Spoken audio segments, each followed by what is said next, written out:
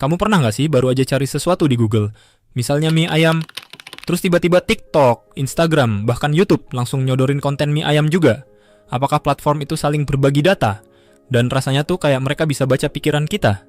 Tapi sebenarnya, apa sih yang benar-benar terjadi di balik layar?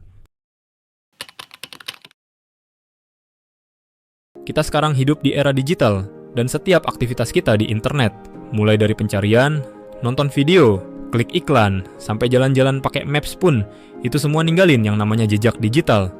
Nah, perusahaan besar kayak Google, Instagram, dan TikTok tuh kerjaannya ngumpulin data itu. Mereka bikin profil kamu kayak, kamu suka apa, umur berapa, di mana tempat tinggalmu, dan bahkan kebiasaan kamu aktif jam berapa. Tapi apa sih tujuan mereka? Perusahaan itu ngumpulin data itu buat bikin layanan mereka lebih personal dan nampilin iklan yang lebih tepat sasaran. Tapi gimana sih mereka tahu ini semua? Saat kamu daftar akun Google, kamu isi biodata. Meskipun kamu pakai umur palsu, Google masih bisa nebak umur kamu dari situs yang kamu kunjungi, aplikasi yang kamu pakai, jenis konten YouTube yang kamu tonton. Contohnya tuh, kalau kamu sering nonton video tentang UTBK atau tutorial kuliah, Google bisa asumsikan kamu usia 17-22 tahun. Bahkan Google bisa tahu alamat kamu. Kalau kamu pakai Android, Google Maps, atau nyalain GPS, Google otomatis merekam lokasi kamu. Jadi mereka bisa tahu, kamu sering ke kafe A setiap weekend, kamu kerja di gedung B setiap hari jam 8 pagi. Itu kan Google, tapi kalau TikTok sama Instagram gimana? Kalau di TikTok atau Instagram, pelacakannya beda lagi. Mereka ngandelin algoritma berbasis perilaku. Misalnya, kamu nonton video makanan sampai habis, kamu sering like konten mukbang, atau berhenti scroll pas ada video masak. Dari situ aja, mereka bisa tahu kamu tertarik makanan, meskipun kamu belum pernah ngetik apapun soal itu.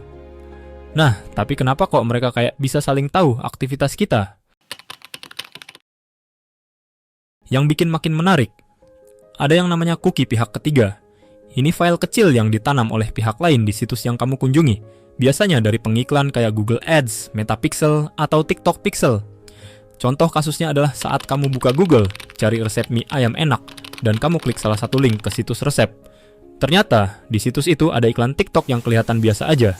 Tapi, secara teknis, iklan itu bisa menanam cookie TikTok ke browser kamu.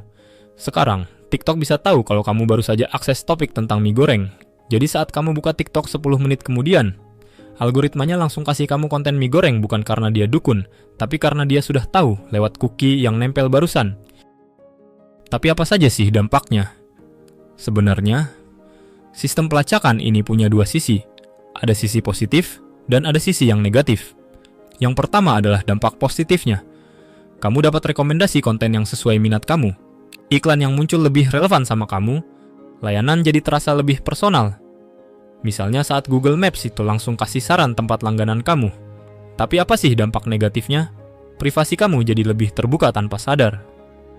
Selain itu, kalau data bocor kayak kasus Cambridge Analytica di Facebook pada tahun 2014 lalu, data kamu juga bisa dimanipulasi untuk propaganda politik.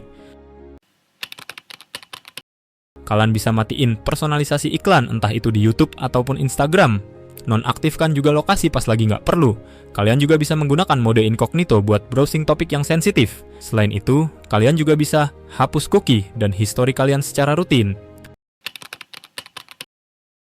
Jadi aplikasi kayak TikTok, Google, dan Instagram sebenarnya nggak baca pikiran kamu. Tapi mereka punya sistem pelacakan yang sangat canggih, yang bisa nebak minat kamu hanya dari jejak yang kamu tinggalin. Walaupun ada dampak positifnya, ada juga dampak negatifnya. Tulis di komen apakah kamu nggak apa-apa diawasi kayak gitu atau sebaliknya. Like dan share ke teman-teman kamu. Dan yang terakhir jangan lupa subscribe.